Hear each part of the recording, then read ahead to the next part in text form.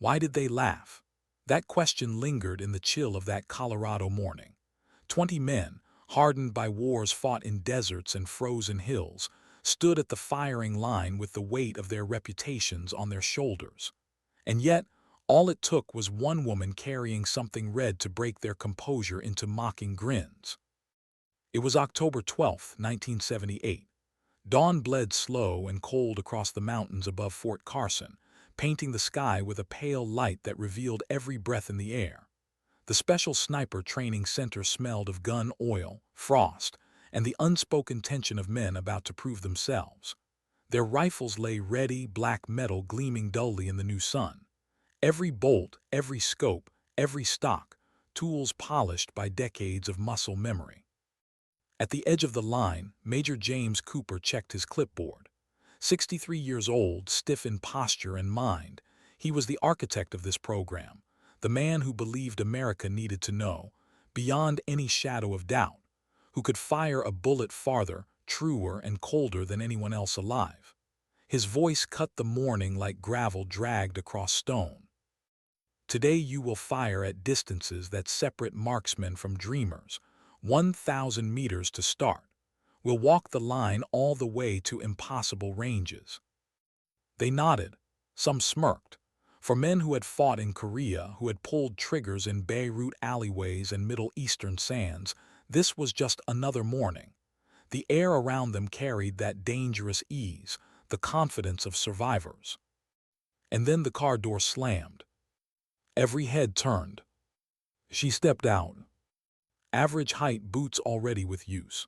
Her fatigues weren't fresh from supply, they had history stitched into their seams. Hair pulled back in a no-nonsense ponytail. She didn't rush, didn't swagger, just walked, steady and unshaken, across ground heavy with male eyes. But it wasn't her stride that drew the laughter. It was the rifle in her hands. Marine issue. M40A1 sniper rifle. But unlike the dull black metal every man carried, hers burned crimson in the light, painted the color of blood. A murmur rippled through the line, a low whistle, a bark of laughter, and then the voice of a burly sergeant just loud enough for everyone to hear. $10 says she doesn't hit paper. 20 says she trips before she gets there, another added. The woman stopped in front of Major Cooper, snapped a salute so sharp it cut the air. Reporting as ordered, sir. For a moment, even Cooper faltered. He returned the salute slower, measured.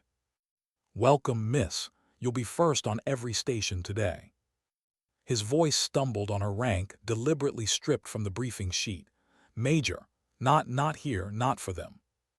The men traded glances, amusement riding their faces like armor. Even Sergeant William, Iron Bill Garrison, 65 and carrying the weight of 2 wars in his weathered eyes, felt his brow tighten. He'd buried too many soldiers to waste time mocking one more. Yet even he couldn't help but wonder what kind of soldier painted her rifle red. Didn't respond to the smirks. She laid down her mat, set her equipment out with methodical precision. Every motion was deliberate, every adjustment born of repetition. No wasted gestures, no nerves. Target 1,000 meters, the range officer called. Through binoculars, the steel silhouette shimmered in the morning haze. 1,000 meters might as well have been a handshake to these men. It was nothing. Dropped prone, her cheek pressed against that red stock as if she were resting on something alive. And then her breathing changed. Quick, shallow breaths, then one deep inhale, and finally stillness. The rifle cracked. The echo rolled across the valley. A second passed. 2. Then the metallic ping of steel rang out, echoing back like a bell in a cathedral. Center mass, the spotter announced. Silence. The men who had laughed seconds before now stared. No grin, no sound, just the disbelief of men forced to see something they weren't ready to believe. Didn't smile, didn't celebrate.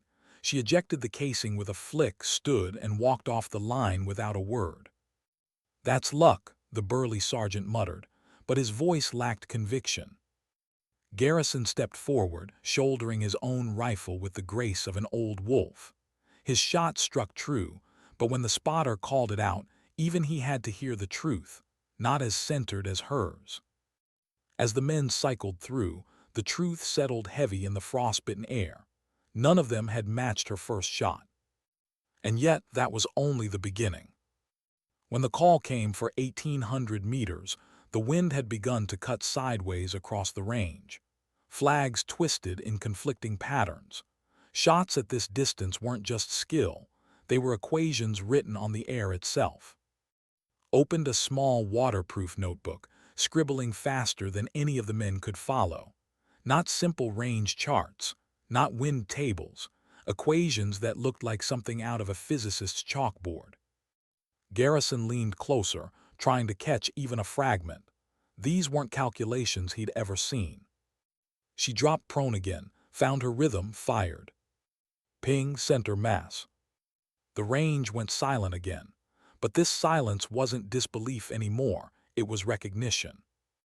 By the time they reached 2,700 meters, only half the shooters were still hitting steel. And yet, always first, always under their eyes, remained flawless. At one point, she faltered. The target she was assigned had been altered, its silhouette deliberately shaped to resemble a man. A face from her past. Garrison saw her freeze, saw her hand tremble toward the red pendant hanging from her neck. For a heartbeat, her control cracked. And then she closed her eyes, breathed once, and hardened into steel. The rifle spoke. Ping, center mass. She rose without a word, but this time Garrison saw it, the quick wipe of her cheek, a tear hidden before the others could see. By late afternoon, only 7 shooters remained, and the range stretched toward the impossible, nearly 6 kilometers. No rifle in the world could claim such a distance, not officially, not on paper. But lay down with her crimson rifle, her notebook brimming with equations, and the world went still around her. The wind tore across the mountains, the light dimmed, every variable tilted toward failure. She found her rhythm. The red rifle cracked, and impossibly, the steel sang back. Confirmed hit at 5,900 meters, the spotter whispered, disbelief breaking his voice. Center mass. The range fell into silence again, but this silence was different. It wasn't mockery, it wasn't recognition, it was fear. Because no one had ever done it before.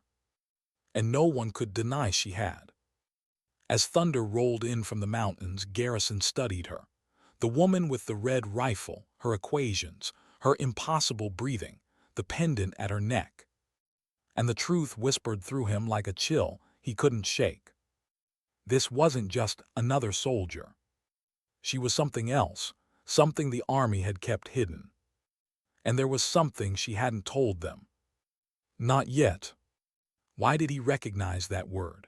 The letters etched faintly on the crimson rifle, almost invisible unless you knew where to look. Project Oracle. Sergeant William Garrison had trained snipers for 25 years. He had seen every rifle modification, every trick, every so-called innovation the Army had whispered into black budgets. But this marking, scratched like a ghost onto her receiver, dragged something up from a part of his memory he thought long buried. Oracle. He'd heard the rumors during the Cuban Missile Crisis, whispers of an experiment, enhancements not of weapons but of people, special operators who could endure beyond reason, shoot beyond possibility, think beyond human limits. It was a myth to most, a ghost story in the barracks, but now, holding the crimson rifle in his hands, it was no myth. You find something interesting. Her voice. He looked up and found standing only a few feet away. She hadn't made a sound. Her expression was calm, but her eyes were sharp as the edge of a blade. Just admiring your weapon, Garrison said, setting the rifle back with care. Well maintained. It is, she answered, then colder, and it's poor form to touch another person's firearm without permission. He gave the kind of smile men use when they want to hide unease. Curious, what makes a sniper rifle worth painting bright red? For a second, just a second, something flickered across her face. pain, memory, a wound too deep for words. "It belonged to my twin sister," she said finally. "She painted it red." A pause, heavy enough to stop the air between them. "She died in East Berlin, 1973. Before Garrison could respond, Cooper's voice cut sharp across the range. "Third station, 2,700 meters, positions." Turned, the conversation dropped like a blade to the floor. But as she walked away, Garrison noticed the pendant at her neck, a shard of red glass, swinging like a drop of frozen blood. It wasn't just a rifle, it was a memorial. And he knew then, every shot she fired wasn't just skill, it was a promise. By late afternoon, lightning spidered across the horizon. The range was soaked in silence, broken only by rifle cracks and the occasional metallic song of bullets striking steel. One by one, the veterans failed. Some cursed. Some shook their heads.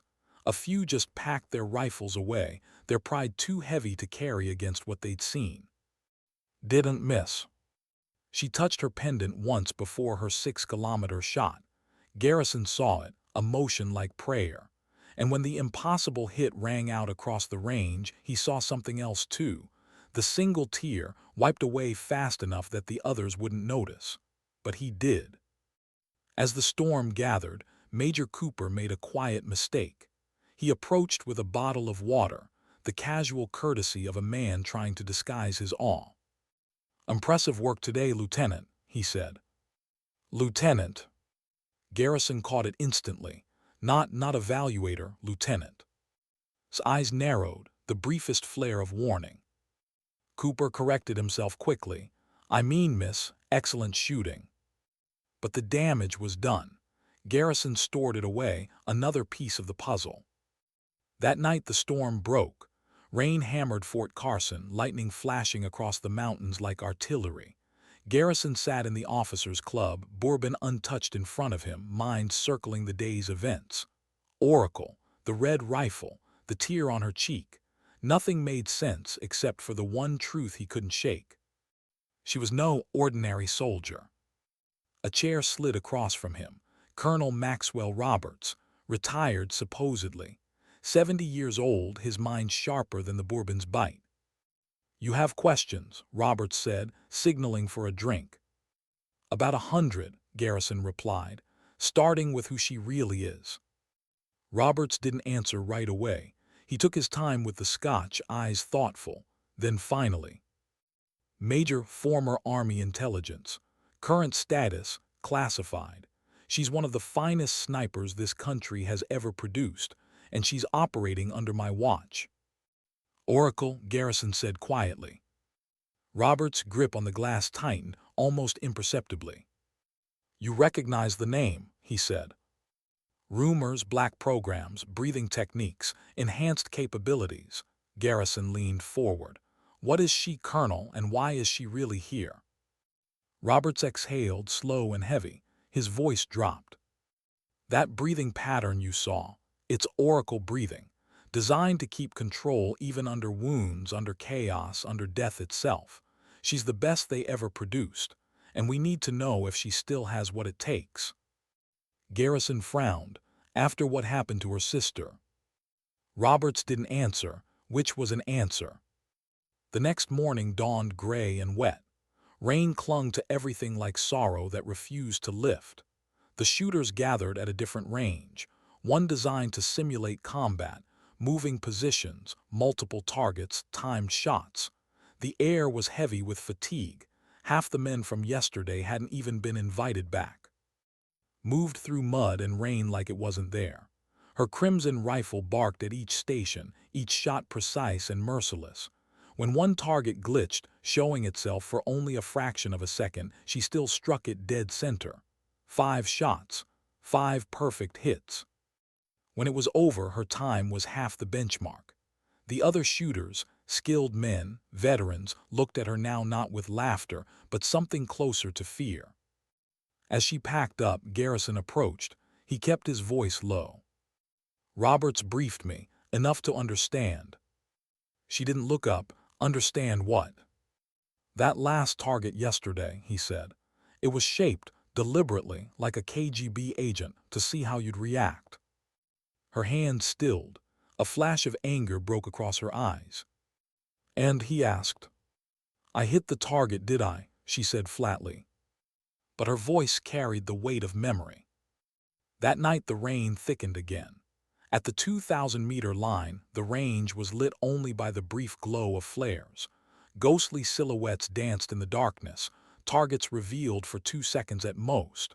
One after another, the men fired, cursed, missed, hit. Even Garrison stumbled, missing his first before steadying his aim. Didn't miss. 3 shots, 3 hits, perfect. When the results were tallied, it wasn't even close. She had broken every expectation. Cooper gathered them in the briefing room. His voice was flat, but his eyes betrayed something else.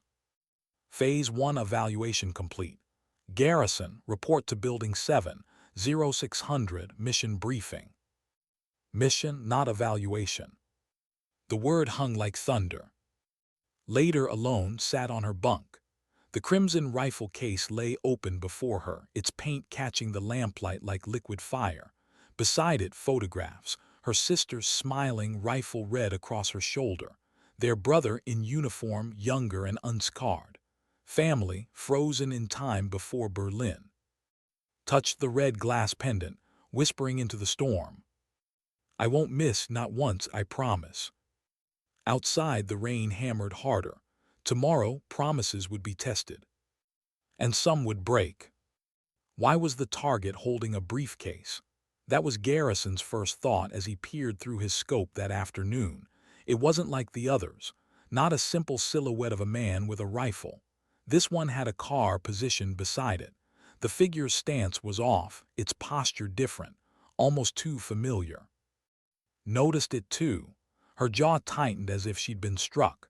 When she closed her scope, it was with more force than necessary. "That's the exact scenario from Berlin," she whispered. "The extraction, the one that had taken her sister." Garrison said nothing. He just studied her profile, saw the iron in her face and the grief just beneath. By dusk, the range grew darker, colder. The final test loomed. Night firing, flare-lit targets. 2 seconds to acquire, aim, fire. It wasn't about patience now. It was about instinct, about whether your body and mind could become one with a weapon under pressure. They lay in the mud, waiting for the sky to flicker. The first flare burst. His red rifle cracked once, clean and sharp. A heartbeat later, the distant ping confirmed it. Center mass. She didn't miss the second, or the third. Garrison managed 2 of 3, his age catching him on the first. But even he knew what he had just witnessed. In darkness, in chaos, under pressure, she was unshakable. When the results were read, perfection stood alone. Major Cooper dismissed the others. His voice didn't rise, but it carried a weight that made the truth clear. Garrison, Building 7, 0600. The word again, Building 7, mission. It wasn't an evaluation anymore. It was something else. Rain pattered against the windows of the briefing room that night, soft but relentless.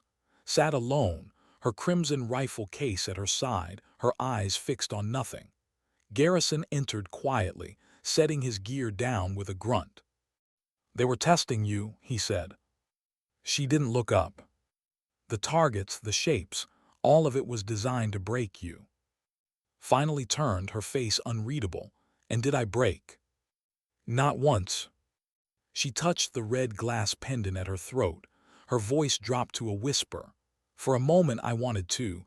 When I saw the Berlin scenario, I wanted to stop breathing, but I couldn't. Out there, he's waiting." Her brother, Garrison, had heard the name whispered by Roberts.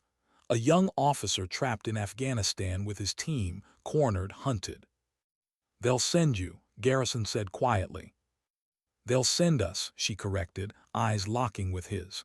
"Roberts already told you. You're part of this whether you like it or not." At 400 the next morning, a transport hummed through the darkness. Inside its dim cabin, sat with her eyes closed, not sleeping but falling into her breathing pattern. Shallow, deep, hold, release. creating silence where there was noise, calm where there was fear. Across from her, Garrison studied the mission folder. His weathered hands turned the pages slowly, his mind mapping terrain, positions, names, every detail carved into memory. Colonel Roberts moved down the aisle, his face lit red by the cabin's dim lights. He handed them sealed folders, lowering his voice despite the engine noise. Soviet presence heavier than reported. KGB confirmed. Team is trapped near a cave system in the pass. They have the defector with them, doctor. If captured, he won't survive the hour. His fingers stilled on a photo. A man directing troops near the cave. Recognize him? Garrison asked, not a question. His eyes hardened. Colonel, he was in Berlin, he killed. The folder snapped shut in her hands, her expression tightening to steel. Roberts studied her carefully. Is that going to be a problem? Touched her pendant. It's not a problem, it's motivation. The transport touched down in Pakistan under cover of night. From there, they boarded a smaller helicopter, its blades thundering against the valley walls as it carried them toward the Afghan border. Below, the mountains rose like jagged teeth, sharp and merciless, their peaks dusted with snow even in summer. Sat near the door, her crimson rifle case strapped tight to her pack. Her eyes never left the horizon. When was your last combat op? She asked Garrison, voice barely audible over the rotors. He smirked faintly. Officially, retired, unofficially, Lebanon 3 years ago. She nodded, unsurprised. Men like you never stay retired. And you? He asked. She hesitated.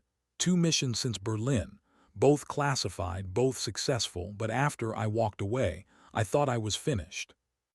Then why come back? Her gaze drifted toward the mountains. He followed in our footsteps, too stubborn to listen. If I don't go, no one else can. They landed in a narrow valley, engines cutting quick to avoid detection. The night air was thin and sharp, every breath a cold reminder of where they were. A forward scout guided them toward the observation post, a small depression in the rocks, camouflaged and waiting. Patrols every 4 hours, the scout reported. Main force concentrated near the cave entrance, at least 15. Arrived yesterday, stays near the SUV or command tent. Set up her scope, scanning the terrain with surgical precision. She memorized every ridge, every shadow, every angle of approach. Her notes filled pages, equations, calculations, variables stacked upon variables. Garrison watched. 8 shots in 10 seconds, he asked finally. She nodded. 6 for me, 2 for you, and I once did 9 in 12. Her voice carried no boast, just fact. Night deepened. The temperature dropped. The mountains turned silver under the moonlight. Through their scopes they saw the cave entrance, 6 guards posted, 2 patrols circling. His breathing slowed as she wrote each detail. She touched her pendant once briefly, like someone touching a scar. At precisely 300 she activated the secure phone. The line crackled, then a voice broke through, ragged but steady. Oracle Actual, this is Guardian Lead. Authentication Delta 7. Closed her eyes for a second, relief softening her face. Guardian Lead, this is Oracle Actual. Authentication confirmed. Her brother. Sitrep, she said. 5 personnel. 1 wounded, stable. Supplies 24 hours. Enemy presence increasing. In command. His grip tightened around the handset. Extraction confirmed. 0400. 90-second window. Stay ready. A pause, then his voice lower. Oracle Actual, don't miss. His eyes glistened. Not a chance, little brother. She clicked off, set the phone down with deliberate calm, and for a long moment she didn't move. You okay? Garrison asked quietly. Her voice was flat. I will be. She opened her notebook again, pencil scratching equations in the moonlight. Hours passed. The valley grew silent but for the occasional distant call of a Soviet patrol. Didn't sleep. She stayed prone, watching the cave entrance through her scope. At one point, Garrison spoke, his voice soft. "This isn't just about." She didn't answer. "You want." Her hand touched the pendant unconsciously. "He shot her through the car window. I should have been there. I should have seen him." "You completed the mission," Garrison said. "She took the bullet meant for me." Her voice cracked just once. Then silence.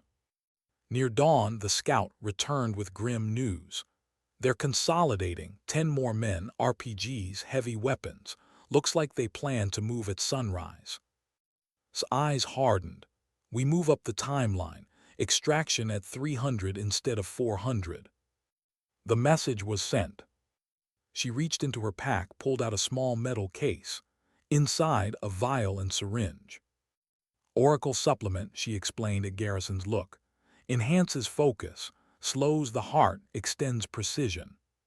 Side effects: headaches, insomnia, sometimes worse, but not during."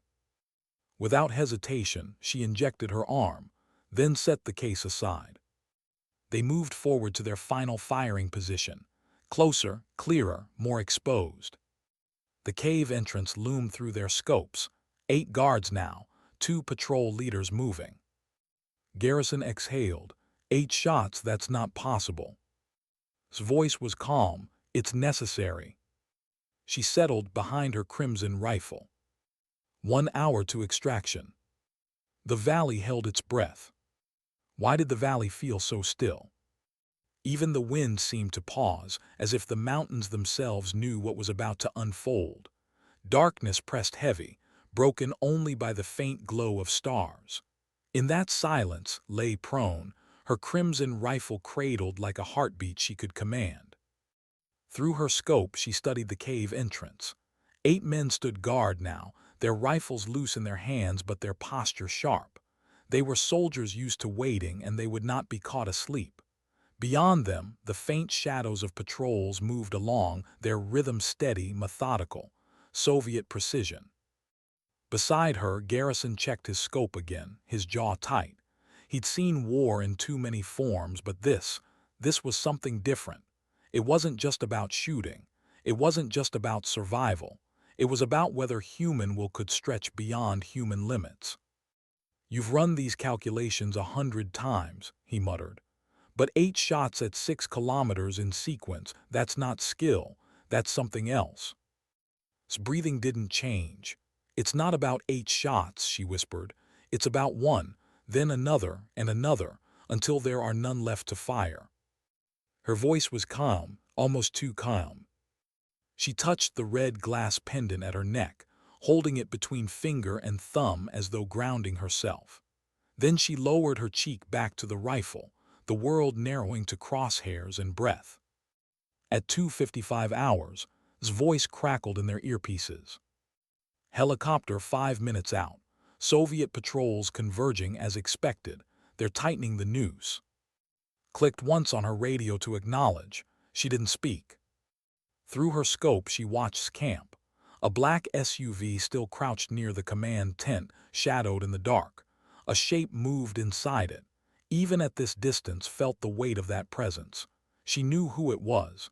She had waited 5 years for that silhouette. But not yet, not until was safe. The coded burst transmission broke across the radio. 1 click, 2 clicks. On the third, and Garrison both exhaled. Their rifles spoke as one. Garrison's M21 barked twice. Through his scope, he watched both patrol leaders collapse before their radios could spark to life. His crimson rifle cracked in a deadly rhythm, each shot rolling into the next like notes on a piano. 1 guard, then another, then another. 8 times her rifle sang. 8 times steel and flesh yielded to physics bent by her will. By the time the last body hit the dirt, silence filled the valley again. "Entrance clear," she whispered. His voice came urgent through the radio. "Movement, cave entrance, friendly team emerging." Through her scope saw them. 6 figures darting from the cave's shadow, one dragging a wounded leg, was among them, steadying his men with calm authority. Her breath caught, but her trigger finger stayed cold. She couldn't let relief blur her aim. The helicopter roared overhead, dropping fast toward the landing zone. Dust spiraled beneath its blades as it hovered, vulnerable, exposed. 30 seconds called. New movement to the east. Garrison swiveled his scope. Contact, 4 hostiles moving fast. Adjusted instantly. 2 cracks of the Crimson rifle and 2 Soviets folded into the dirt. Garrison handled the others with the efficiency of a man who had lived his entire life for such moments. 15 seconds. Countdown pressed like a knife. Through her scope saw team boarding. One by one, they disappeared into the belly of the helicopter. The wounded soldier was last, shoving him forward before leaping aboard himself. The extraction was seconds from completion. And then the black SUV moved. Its door opened. Stepped into the night. For the first time in years, his breath faltered. Even at 6 kilometers, she knew his face. The tall frame, the posture of command, the same cold features she had seen in her nightmares. The man who had raised his pistol in Berlin. The man who had shot through a car window. Her hands trembled just once. Garrison's voice was low, steady, a reminder. Mission parameters: ensure the extraction succeeds, nothing else. But's finger was already tightening on the trigger. Through her scope shouted orders, rallying men who scrambled around him like insects. He was trying to stop the helicopter, to rally fire on the landing zone. He's the threat, whispered, primary threat. If he stops them, dies. Her breathing slowed, the oracle rhythm returned, shallow, deep, hold, release. The Crimson rifle cracked one final time. Through her scope she watched stumble then fall, a clean shot through the chest. Leaderless, the Soviet forces froze, confusion rippling through their ranks. Extraction complete, reported, helicopter lifting off. The aircraft rose hard and fast, banking away, carrying and his team toward the horizon. Safe. Lowered her rifle slowly. Her hands moved with the same precision as always, disassembling, packing, preparing to withdraw. But Garrison saw it, the tremor, the smallest shake she couldn't control.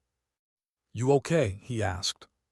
She didn't look at him. Her voice was steady but hollow. "Mission complete, that's what matters." Dawn touched the peaks as they began their withdrawal.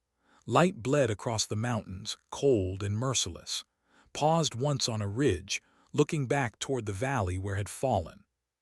Her whisper barely carried, "It's done, he's gone." She touched the pendant, then turned away, her face a mask again. Hours later, they reached their secondary extraction point. The helicopter carried them back across the border into Pakistan. At the base, Roberts was waiting. Was safe, already en route to Germany with Doctor. The mission was marked successful on all counts. But when Roberts studied his face, he didn't ask about. He didn't need to. The answer was written in her eyes.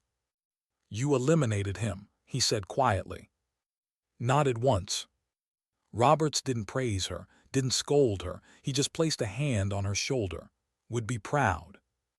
For the first time, his mask cracked, just for a moment. That night in the small quarters of the Pakistani base opened a sealed envelope. A note from Short. Simple. "She would want you to have this. It completes the set." Inside, wrapped in tissue, was another shard of red glass. The twin to the pendant she already wore. Held them together, 2 fragments of a shattered whole. Like her and broken but still bound. She closed her hand around them and whispered into the silence. "It's done, you can rest now." And for the first time in 5 years, she slept without nightmares. Why did the welcome home feel so hollow? Had done the impossible.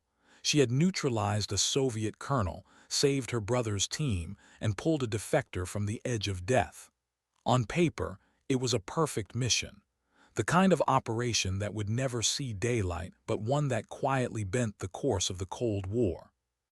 Yet when she stepped off the transport plane onto American soil, there was no parade, no cameras, no headlines, Just the hum of engines cooling on the tarmac and the clipped footsteps of men in suits waiting nearby.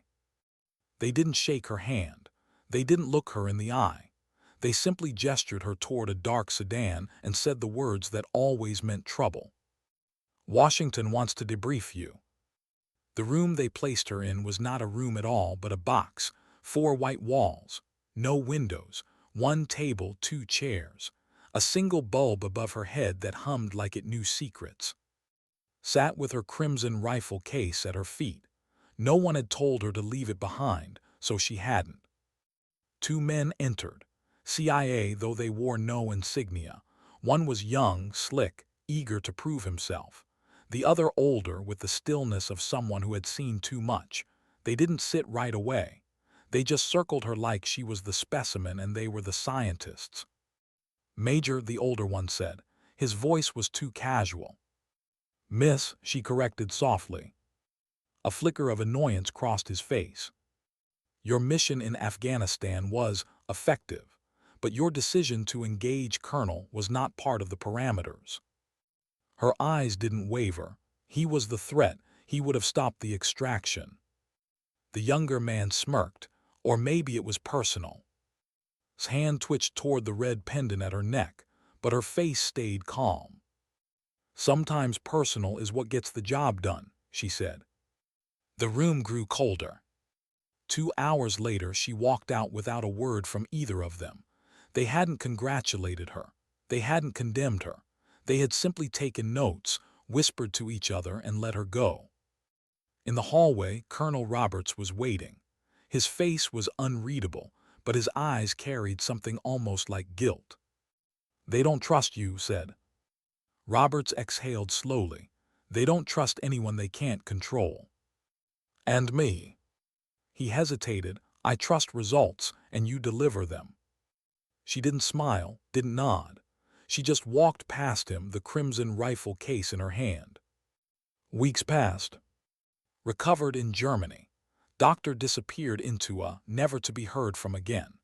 The newspapers carried no mention of the mission, no hint of the lives saved or the blood spilled in a valley no one would ever visit. Lived in silence. Her days were filled with routine, range work, physical training, long hours with equations spread across notebooks. Her nights were longer still. Sleep came rarely, and when it did, it came jagged. Sometimes she saw his face. Sometimes both, twisted together in ways her mind couldn't untangle. Garrison visited once. He found her at the firing line, lying prone in the cold morning, her crimson rifle cracking in steady rhythm. "Still breathing like Oracle," he said quietly. She didn't look at him. "I don't know any other way anymore." He studied her carefully. "You're not broken. Don't let them convince you you are." She finally rolled onto her back, the sky pale above her. "Sometimes I wonder if I am broken, if was the whole and I'm just the piece left behind." "Then you're the piece still fighting," he said. She closed her eyes. The words should have comforted her. They didn't. By spring, the silence ended. A knock at her door in the middle of the night. Another sedan waiting. Another summons. This time not to a debriefing, to a house on the outskirts of Arlington. Inside, Roberts was waiting. With him, 3 men didn't know. Suits, polished shoes, the kind of men who made decisions others paid for in blood. They gestured for her to sit. She remained standing. Roberts cleared his throat. "They've seen your performance. They know your history. They want to create something new, a program, a team." His jaw tightened. "Another black project." "Not exactly. Something smaller, quieter. Operatives drawn from across branches outside traditional command. You'd be the first." One of the suits leaned forward. "We're calling it Project Phoenix. Out of the ashes something rises. We believe you can lead it." Said nothing. The younger suit smiled. "Or, of course, you can refuse. Walk away. Spend the rest of your career being the woman with the red rifle no one knows what to do with." His fingers brushed the pendant at her neck. "The glass's ghost." Finally she spoke. "If I do this, it's on my terms. my missions, my people, and my rifle stays red." The men glanced at each other. Roberts hid a faint smile. "Agreed," the older suit said. And just like that, Phoenix was born. Training began in secret. The recruits arrived one by one, each carrying scars invisible and visible alike. A Navy pilot who had been grounded for disobeying an order. A Marine linguist fluent in 5 dialects no one else understood. An Army medic who had survived captivity but had never been the same. Studied each of them with quiet eyes. She didn't bark orders. She didn't shout.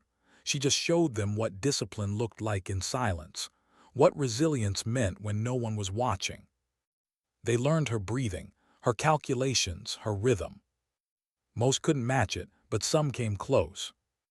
And when one of them laughed, mocking the Crimson Rifle, calling it a child's toy, didn't answer. She just dropped prone, fired, and split a playing card in half at 1,000 yards. No one laughed again.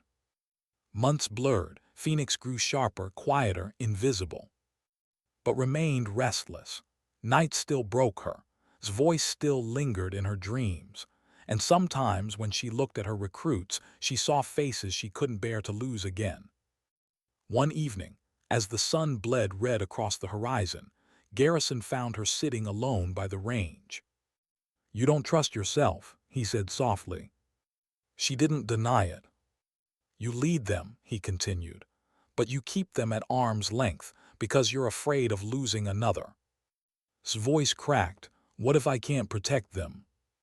Garrison placed a hand on her shoulder. "Then you teach them to protect each other. That's what leadership is." For a long time stared at the horizon. Then finally she nodded. The first Phoenix mission came sooner than expected. Not Afghanistan, not Berlin, closer, South America, cartel territory bleeding into Soviet funding, a scientist on the run, a compound in the jungle. Roberts gave the order. Accepted it with silence. That night before departure, she opened her notebook one last time. On the inside cover, she wrote 4 words. "I remember you." Then she closed it, set her Crimson Rifle across her lap, and exhaled.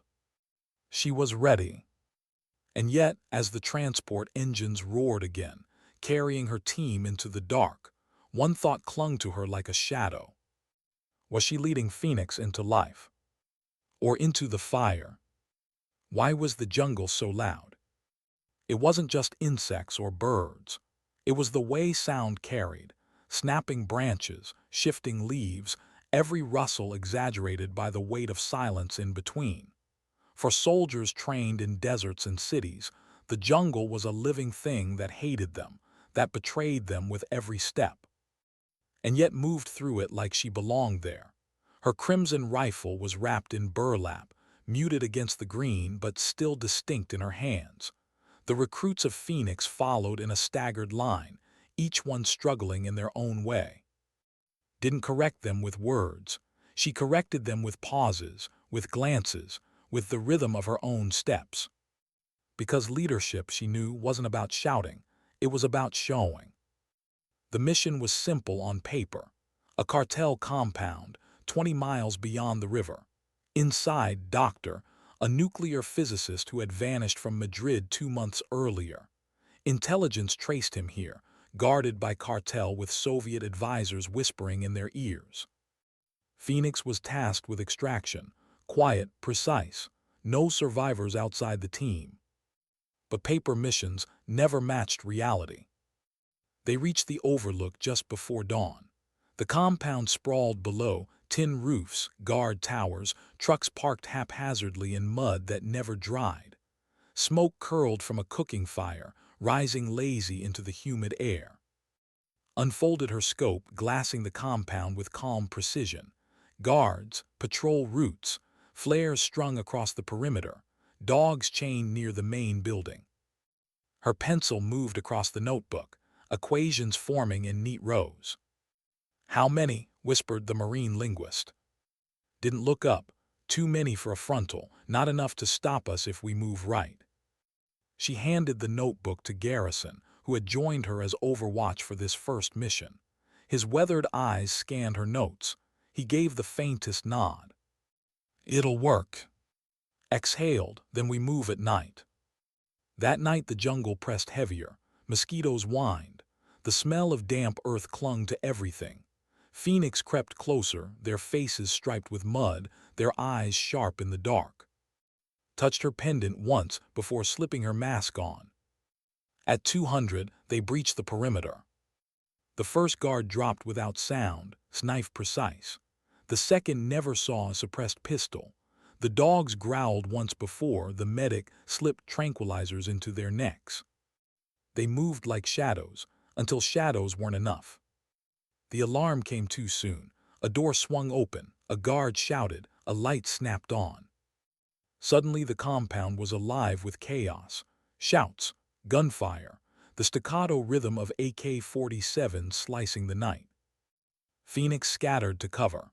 Bullets tore leaves from branches, ripped bark from trees. Didn't shout orders, she fired. Her crimson rifle cracked, each shot a command in itself. A gunman on the roof dropped. Another behind a barrel collapsed. Her recruits followed the rhythm, their weapons sinking into something that felt less like panic, more like music.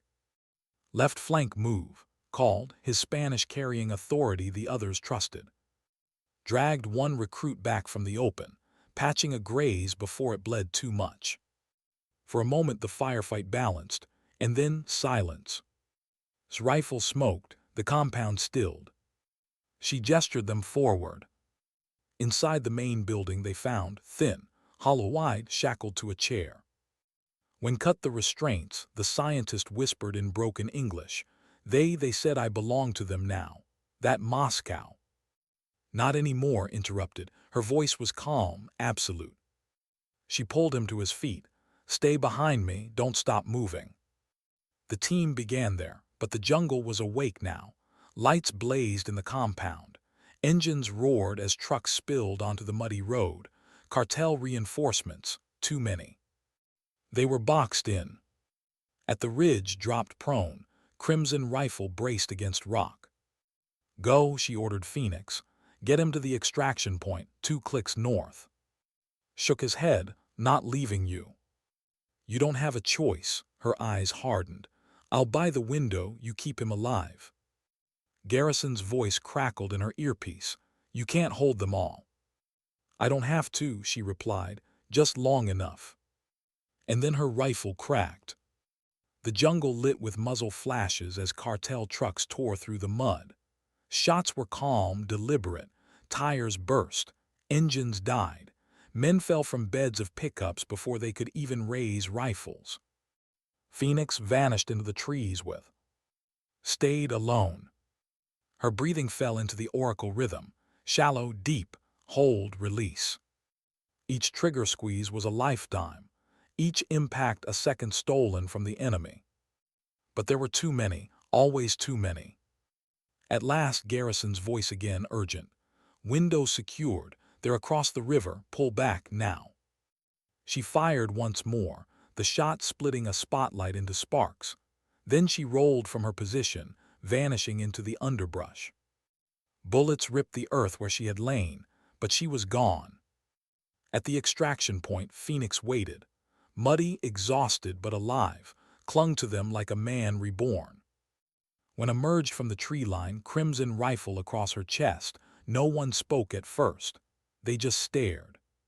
She was soaked in sweat, streaked with mud, her eyes hollow but sharp. She moved past them without a word, straight onto the helicopter. Only when they lifted into the night did whisper what they all felt. "She's not human."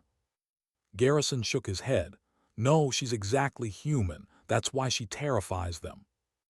Beckett was debriefed. Phoenix cleaned their weapons, patched their wounds, tried to shake the adrenaline from their hands. Sat alone, her crimson rifle disassembled before her. Piece by piece, she cleaned it, the ritual steady, grounding.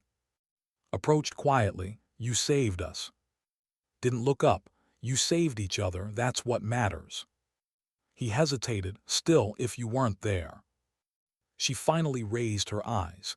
They were tired but steady. If I wasn't there, you would learn faster. Don't rely on me. Rely on each other." Her tone wasn't harsh, it was truth. Nodded slowly, then left her in the silence. Later, Garrison found her outside, watching the jungle sway in moonlight. "You almost didn't come back," he said. His hand touched her pendant. "Wouldn't have forgiven me if I hadn't." He studied her carefully. "And you, do you forgive yourself?" She didn't answer. She just looked at the moon, her face unreadable. In the weeks that followed, Phoenix became legend in whispers. No one knew their names. No one admitted they existed, but operations shifted. Soviet advisors vanished. Cartel networks fractured. And she carried her silence with her, heavier each day.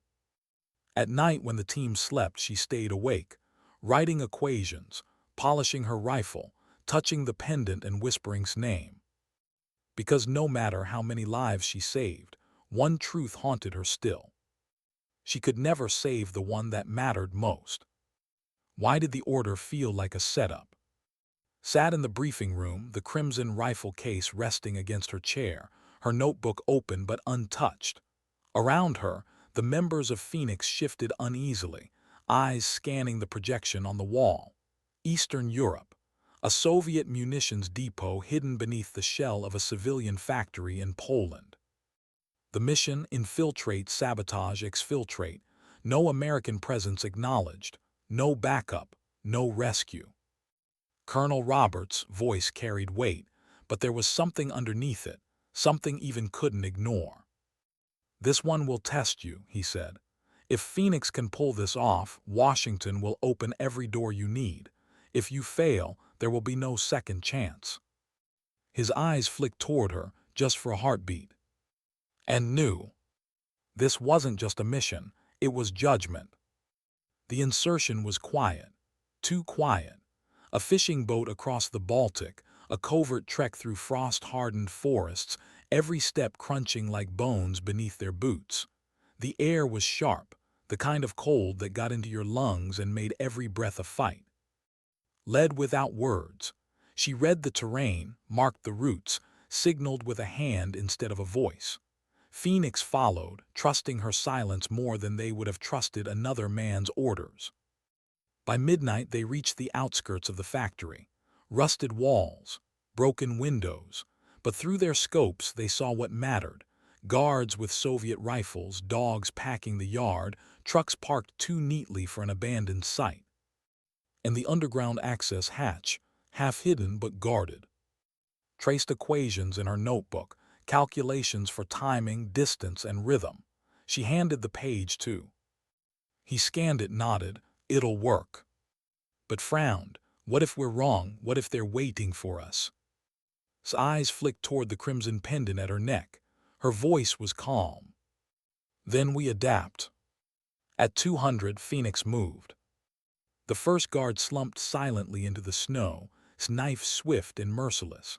Cut power to the outer lights, plunging the yard into darkness. Handled the dogs with darts, their growls silenced before they rose. It was working. Until it was. The hatch opened before they reached it. Two Soviets climbed out, cigarettes glowing faintly. They weren't patrol, they were waiting. The firefight erupted instantly. Muzzle flashes lit the night. Snow exploded into sparks. Phoenix scattered to cover, their carefully laid plan torn apart in seconds. Dropped prone, crimson rifle barking with lethal rhythm. One hostile, two, three. Each shot bought seconds, but there were too many, pouring from the hatch like ants from a nest. Ambush hissed, firing into the dark. They knew. His jaw clenched, she fired again and again. "Hold, we break through." They forced their way inside the factory. The stench of rust and oil filled their lungs. Machinery loomed like skeletons, shadows swallowing every corner. But the hatch to the underground depot was sealed. Heavy steel, reinforced. "They'll collapse the tunnel if they corner us," Garrison muttered, scanning with his scope from the rafters. "This was never about extraction. They want you here." Her eyes narrowed. "Then we give them what they didn't plan for." She opened her notebook. Calculations spilled fast across the page, angles, distances, weak points in the structure itself. Charges on the east column, cover him. When it blows, we use the chaos. The team moved, trusting her numbers without hesitation. The explosion shattered the factory. Concrete screamed, dust choking the air. Soviet troops scrambled in confusion, blinded by their own collapsing stronghold. Phoenix surged forward. His rifle cracked in perfect rhythm, each shot carving a path through the storm. "Go," she shouted, her voice sharp for the first time. "North exit now." They broke free into the night, sprinting across snow that glowed orange from the burning wreck behind them. But pursuit followed, relentless. Tracer rounds sliced past their heads. The forest ahead felt miles away. Stumbled, dragging the recruit to the team. Blood soaked his sleeve. Doubled back, grabbing his other arm. "You move, you live." The recruit's eyes were wide with terror. "I can't." "You can," she snapped, "because I said so." And somehow he did. They reached the tree line, diving into the cover of frost and branches. Behind them the factory burned, the sky lit with fire. Phoenix collapsed into silence, lungs heaving, faces streaked with sweat and blood. Spat into the snow.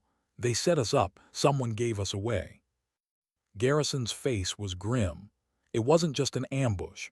It was a test inside a test. They wanted to see if you'd survive. Her eyes dropped to her pendant. She didn't deny it. At extraction, the helicopter hovered low, blades chopping the night. Phoenix boarded one by one, exhausted but alive. Was last. She paused on the snowy ridge, crimson rifle in her hands, staring back at the flames consuming the factory. For a heartbeat, she swore she saw his face in the firelight, smiling, fatting. She touched the pendant, then climbed aboard. Back in Washington, the suits were waiting again. Their voices were smooth, their words polished, but their questions cut like blades. Why engage when the mission was compromised? Why not withdraw sooner? Why risk casualties for recruits with no proven record? Sat in silence. Finally, one of them leaned forward. "Major, do you understand what Phoenix represents? It is not a sanctuary for your grief. It is a tool, and tools do not question their use." Her jaw tightened. Her voice was calm, but her eyes were ice. "Phoenix is not your tool, it's my team, and they survived because of that."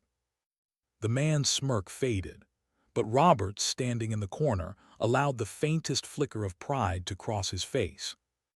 Later, Garrison found her in the range, alone again. The crimson rifle cracked, echoing in the cold air. "You kept them alive," he said. Her hands moved in the ritual of cleaning. "Barely." "Barely is enough." She shook her head. "Not for them, they deserve more than barely. They deserve certainty." Garrison studied her, then asked the question he had carried for months. "And what about you? What do you deserve?"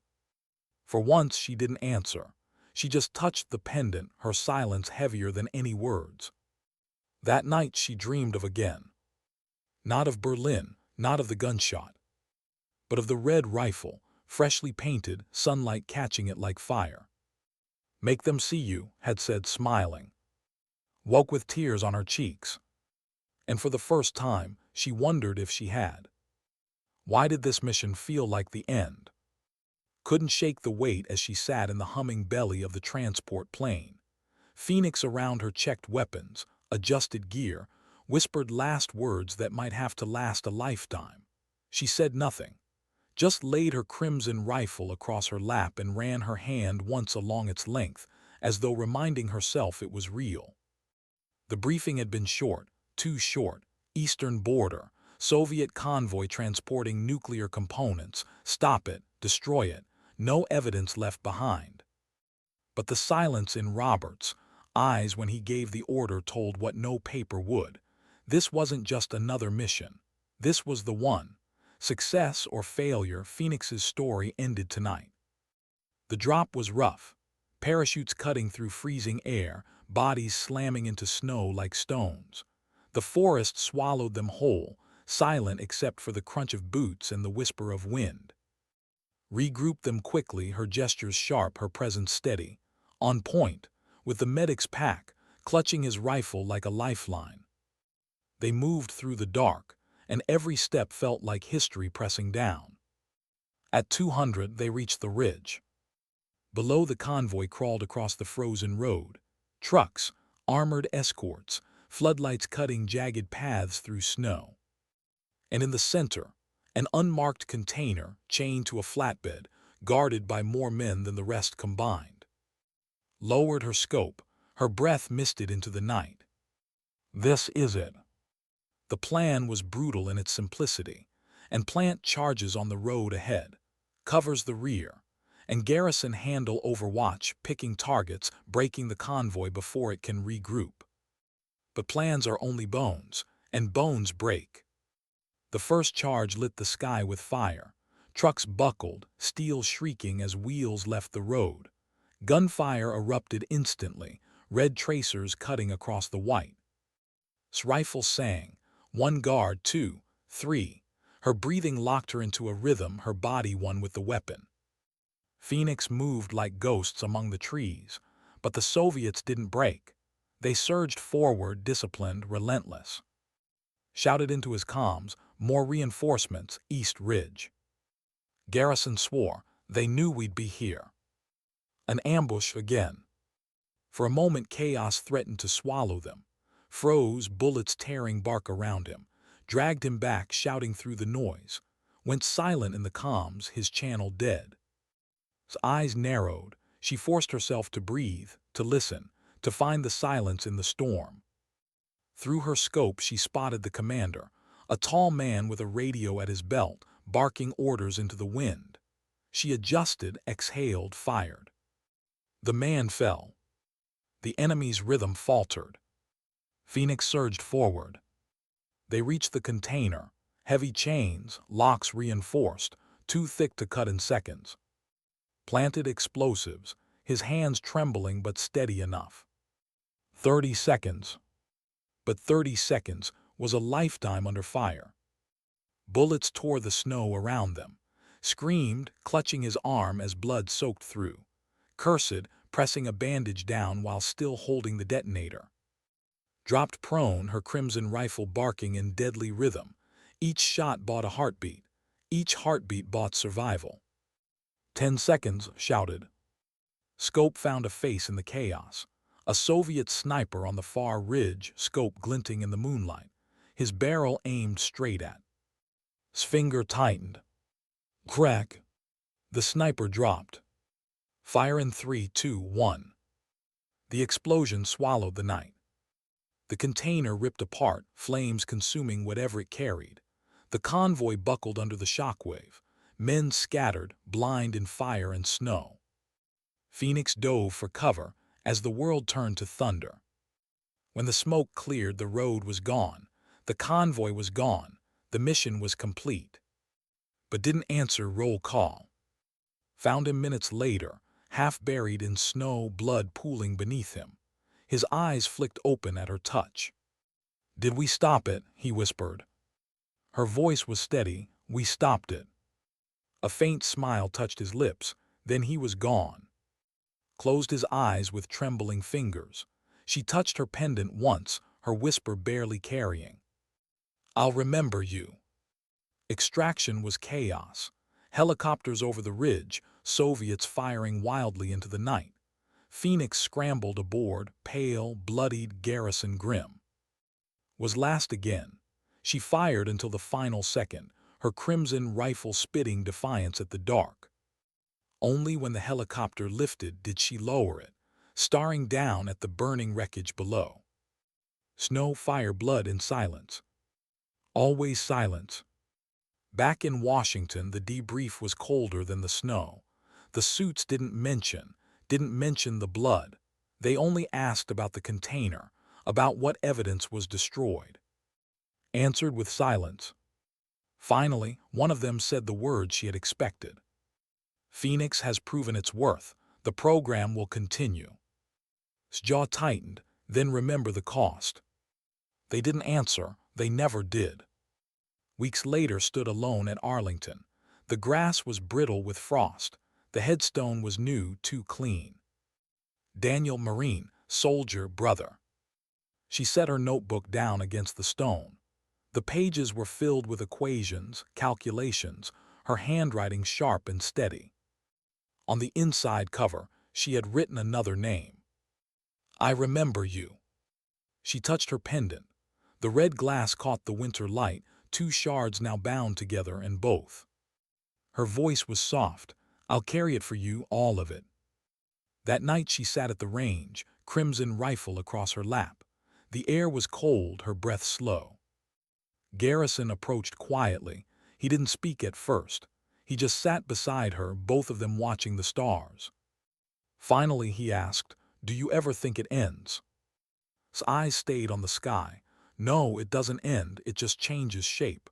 There will always be another name. He nodded slowly. And you, where do you fit? Her hand brushed the pendant. I fit where I have to. The wind stirred. The night stretched on, and in the silence remained soldier, sister, leader. She had been laughed at once, mocked for a red rifle they called a toy. But laughter had turned to silence, and silence had turned to fear. Because in the end, she didn't need applause. She didn't need headlines. She only needed one truth. Sometimes dignity doesn't speak. It simply acts.